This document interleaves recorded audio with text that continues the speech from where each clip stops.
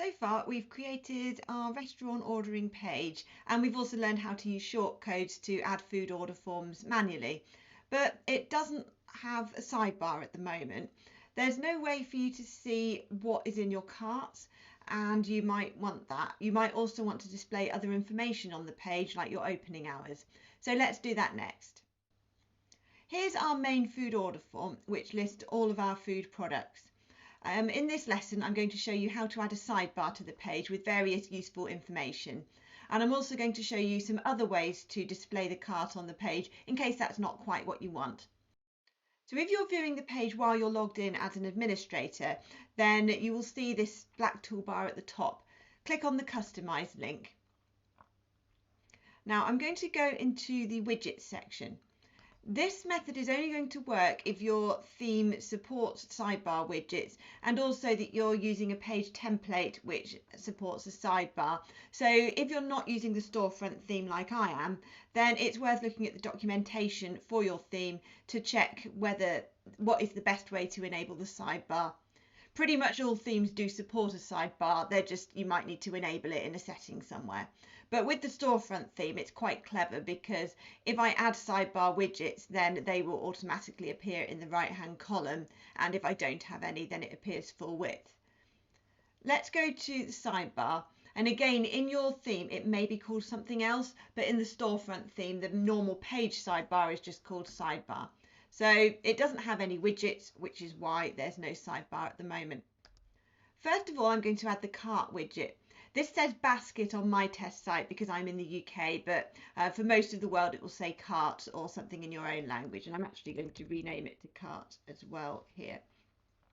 So as you can see, it's already added a cart, and because I added some products to the cart earlier just to show you how it worked, they're already showing up in the cart. And if I add more products, I'll do that now. So I'll click on garlic dough balls, and that adds it too. And you can see the quantities changing directly in the cart as I update it.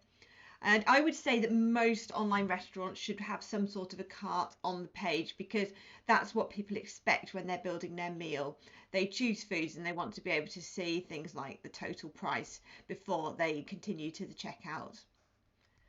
I'm also going to add a second widget which can use to display our opening times, and you can put whatever you want. It might be an image banner promoting your special offers or whatever.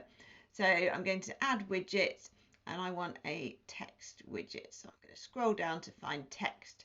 You can see that there are lots of widgets which are just the blocks you put in the sidebar that you can choose from, so you can add what you want really. I'm going to add a text widget called opening hours, and I'll just add some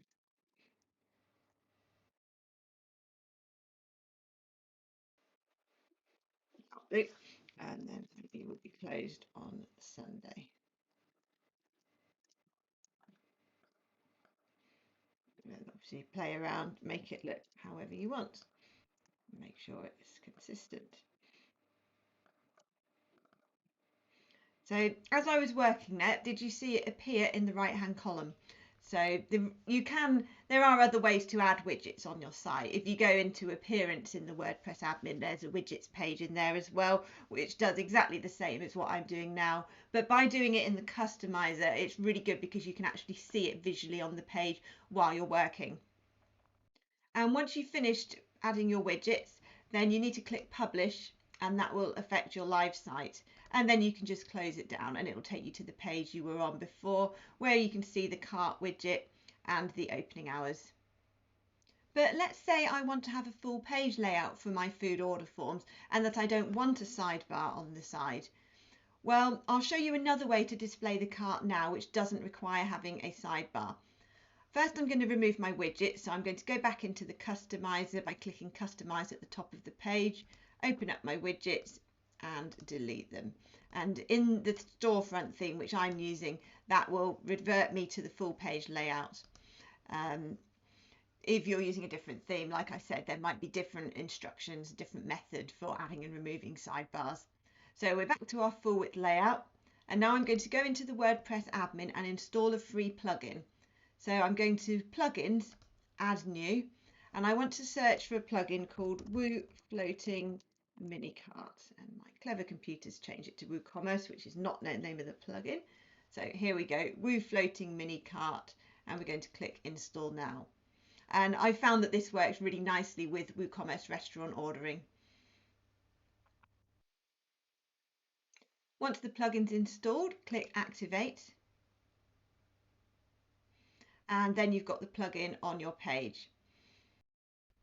Now we're going to configure the plugin settings a bit. So we go to Woocommerce Settings, and you'll see a new option on the right called Floating Mini Cart, which is added by the plugin that we just installed. You can choose the position. I find that users would typically expect it to be on the right, so let's put it there. And you can also customize the colors to suit your brand. You can hide links while the cart is empty and choose what happens. Actually, I think I'm just going to hide it when the cart is empty, because you only want a cart to pop up when there's something in it. Save changes.